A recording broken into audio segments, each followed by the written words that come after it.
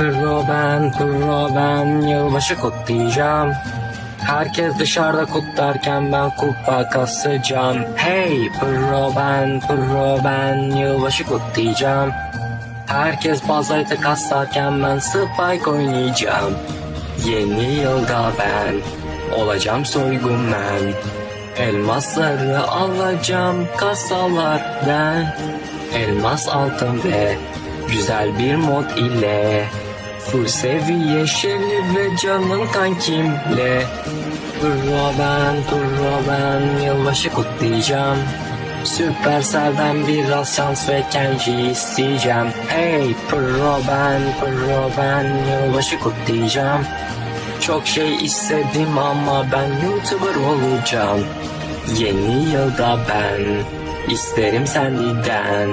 Paraları yatıracağım, alacağım hepsinden. Yeni yılda ben keseceğim Kitman. Nikoları, Edgar'ları yaşatmayacağım.